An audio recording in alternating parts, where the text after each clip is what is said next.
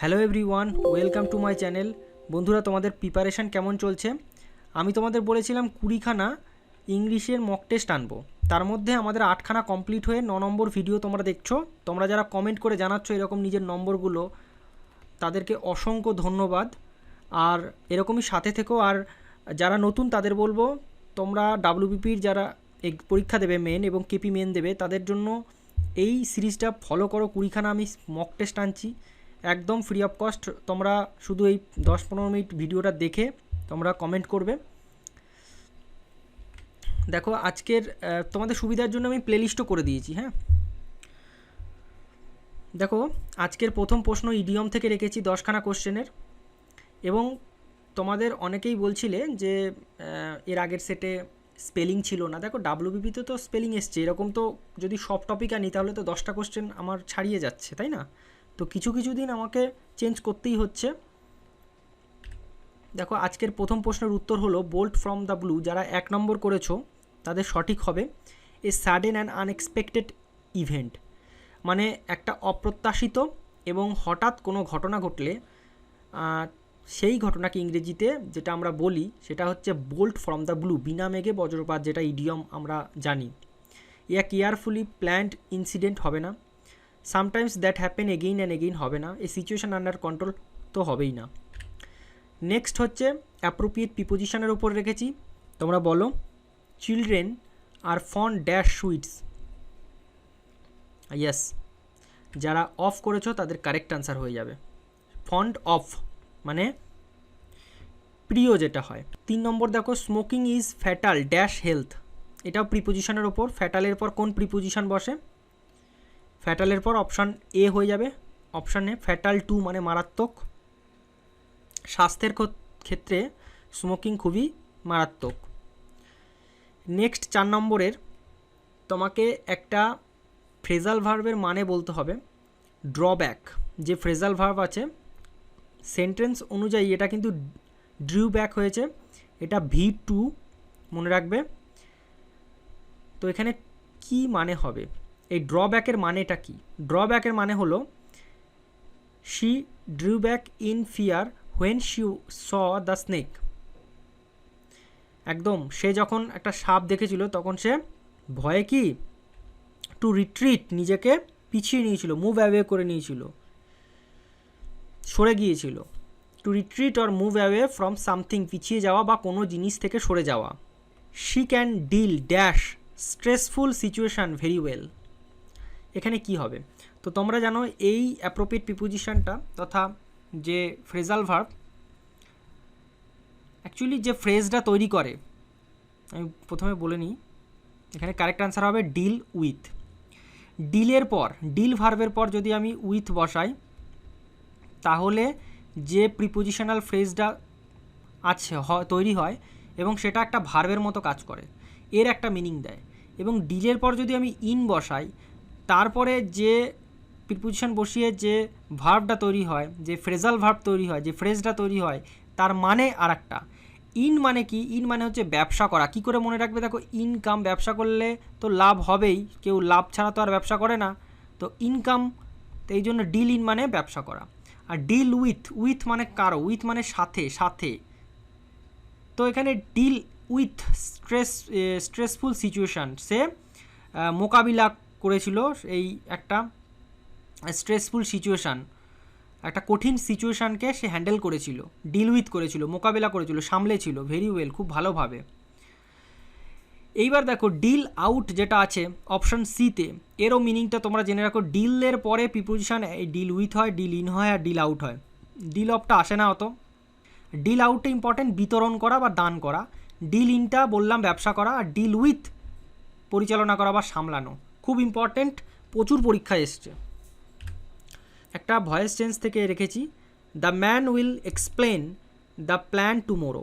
দেখো, উইলের পরে V1 হয়েছে, এটা কি? ফিউচার ইনডেফিনাইট টেন্স বা সিম্পল ফিউচার টেন্স।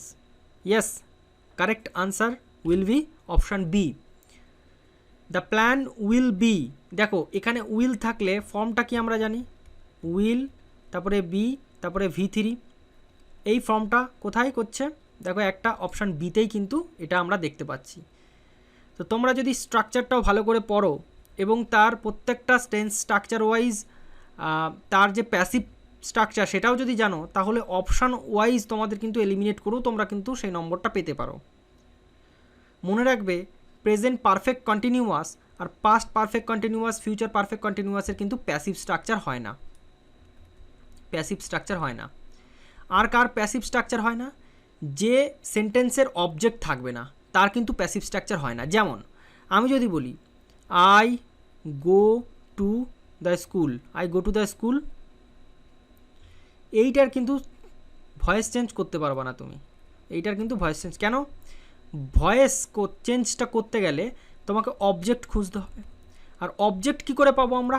কি বা কাকে দিয়ে প্রশ্ন করলে। তাহলে এখানে তুমি কি দিয়ে প্রশ্ন করো, কাকে দিয়ে প্রশ্ন করো, উত্তর খুঁজেই পাবে না। যেমন আমি বিদ্যালয়ে যাই, তাহলে আমি কি যাই, আমি কাকে যাই, কোনোদিনও পাবে না, তাই এটার সেন্টেন্স হয় না। 7 নম্বর question, narration change. Rabi said I finish my homework yesterday, correct answer বলো। দেখো ডাব্লিউবিপি ওয়েস্ট বেঙ্গল পুলিশ কনস্টেবলের যে মেন পরীক্ষা হয়েছিল সেখানে কিন্তু ন্যারেশন রেখেছিল, তারপরেরটায় কিন্তু আবার ন্যারেশন রাখেনি এবং কেপিতেও রাখেনি।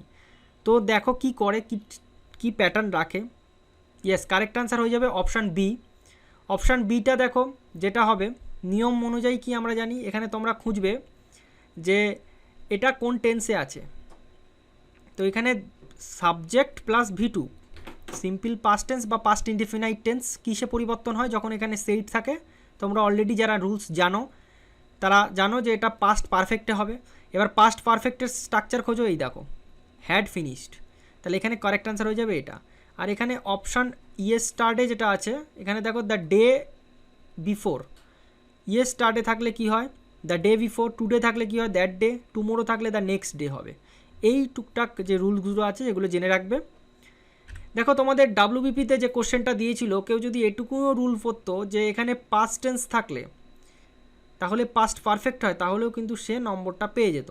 দেখো এখানে অপশান দিয়েছে Virat said Rabi arrived on Monday, তাহলে কিচ্ছু না, এখানে দেখো সাবজেক্ট V2, তার মানে এটা সিম্পল পাস্ট টেন্স। চলো পাস্ট পারফেক্ট, একমাত্র পাস্ট পারফেক্ট, কোথায় পাস্ট পারফেক্ট, এই দেখো একমাত্র পাস্ট পারফেক্ট, তাহলে এটা অপশান ডি হয়ে যাবে কারেক্ট আনসার।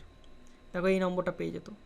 তাই বলছি তোমরা দেখো শেখা সব কিছুই যায়। তোমরা ক্লাস ইউটিউবে প্রচুর স্যার আছে ইংরেজির, যারা স্পেসিফিক হিন্দি মাধ্যমেও দেখে নিতে পারো, যারা মোটামুটি 1 ঘন্টার মধ্যেই সব কিছু শিখিয়ে দিয়েছে স্ট্রাকচার বলে বলে। এখানে সিম্পল তুমি জানবে যে আর কি এখানে কোন টেন্স থাকলে কোন টেন্সে পরিবর্তন হয়, এই রকমভাবে। এখানে যদি তোমার প্রেজেন্ট টেন্স থাকে তাহলে কিন্তু এরকম চেঞ্জ হয় না। যাই হোক, এটা ন্যারেশন চেঞ্জের রুলসে চলে যাচ্ছি আমি। The sky was dash by the cloud, এইটা ফিল করতে হবে তোমার অ্যাপ্রোপ্রিয়েট ওয়ার্ড দিয়ে। অপশানে দেখো যে অ্যাপ্রোপ্রিয়েট ওয়ার্ড রেখেছি, তার মধ্যে কোনটা অ্যাপ্রোপ্রিয়েট এখানে তোমাকে বলতে হবে। আমরা একটা জিনিস জানি, ইয়েস কারেক্ট আনসার হয়ে যাবে অপশান এ। দেখো আমরা একটা জিনিস জানি যে কিছু ভার্ব আছে যার ভার্বের 1 নম্বর রূপ, ভার্বের 2 নম্বর রূপ এবং 3 নম্বর যেটাকে পাস্ট পারফেক্ট বলি, তিনটেই সেম। যেমন cut cut cut, spread spread spread, over simple cast cast cast, সেরকমভাবেই ওভার কাস্ট ওভার কাস্ট একসঙ্গে যদি ওটা OVER ওভার কাস্ট, তাহলে আমরা জানি কি এটা একটা passive structure. The sky was dash by the cloud, ক্লাউডের দ্বারা, তাহলে এখানে কি হবে V3 হবে। তাহলে V3 কি ওভারকাস্টের V3 কি V1ও যা V3ও তা, তাহলে এখানে অপশান এ হয়ে যাবে।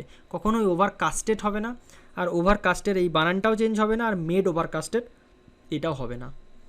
ওকে, নেক্সট দেখো অ্যাবান্ডেন্স যে ওয়ার্ডটা দিয়েছে, নিয়ারেস্ট মিনিং, ঠিক এই রকমই সেন্টেন্সটা থাকবে যে তোমাকে খুঁজে নিতে হবে সিনোনেম, যে নিয়ারেস্ট মিনিং মানেও কিন্তু সিনোনেম, কাছের মানে কোনটা। এখানে অ্যাবান্ডেন্স ABUNDANC, অ্যাবান্ডেন্স মানে হলো অপশান বি, মানে প্লেন্টি, মানে কি প্রচুর, যেখানে অনেক আছে, আধিক্য সব কিছুর। আর স্কেয়ারসিটি মানে কি অল্প, অভাব, শর্টেজ, ডেফিসিয়েন্সি, এগুলো সব এগুলোর সিনোনেম। একমাত্র এটাই হচ্ছে এর সিনোনেম, মানে এই শর্টেজ, ডেফিসিয়েন্সি, স্কেয়ারসিটি এগুলো কি সেম সিনোনেমাস। আর প্লেন্টি হচ্ছে একমাত্র অ্যাবান্ডেন্সের। তোমরা এইভাবে এলিমিনেট করতে পারো। নেক্সট দেখো যে ওয়ার্ডটা রেখেছি সাকসিড, হি সাকসিডেড ড্যাশ হার্ড ওয়ার্ক। এখানে তোমাকে ফিল করতে হবে একটা ফ্রেজ দিয়ে, যেটা হচ্ছে প্রিপোজিশনাল ফ্রেজ। আমরা বলেছি যে আগে পরে প্রিপোজিশন থাকলে সেইটা প্রিপোজিশনাল ফ্রেজ হিসাবে কাউন্ট হয়, এরকম তোমাদের প্রচুর ডাব্লিউবিতে এসছে, আমি দেখিয়েও দিয়েছি। তো চলো এখানে বলো কি হবে। কারেক্ট আনসার হয়ে যাবে বাই ডিন্ট অফ, তিনি কঠোর পরিশ্রমের দ্বারা সফল হন। এখানে বাই ডিন্ট অফ হচ্ছে কারেক্ট ফ্রেজ, বাই প্রথমে হবে, ডিন্ট অফে তারপরে অফ হবে।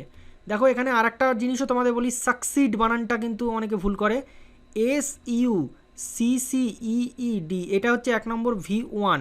এবার এটার V2 বানাতে গেলে ইডি যুক্ত করে দেবো।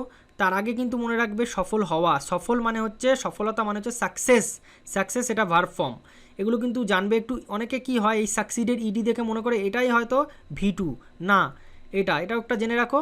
তার সাথে সাথে তোমরা বাই ডিন্ট অফ এই ফ্রেজটাও জেনে রাখো, দ্বারা। ঠিক আছে, তো চলো তোমাদের কত স্কোর হলো সেটা কিন্তু অবশ্যই জানাবে।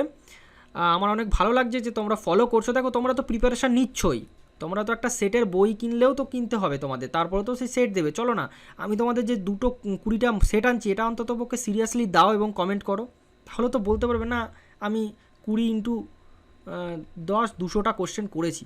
এবার কমন আসলে ভালো, টাইপ কমন আসলে ভালো, আর না হলে কোনো ব্যাপার না। তো চলো আবার দেখা হচ্ছে 10 নম্বর ভিডিওতে। বলতে বলতে আমরা অর্ধেক সিরিজ শেষ করে ফেললাম। যারা নতুন তাদের বলবো প্লেলিস্ট থেকে আগের ভিডিওগুলো দেখো, সিরিয়াসলি দেখো, কিন্তু প্রথম থেকে শেষ পর্যন্ত ভিডিওটা দেখার জন্য এবং আমাদের সিরিজের সাথে থাকার জন্য অসংখ্য ধন্যবাদ। আবার দেখা হচ্ছে ভিডিও 10-এ।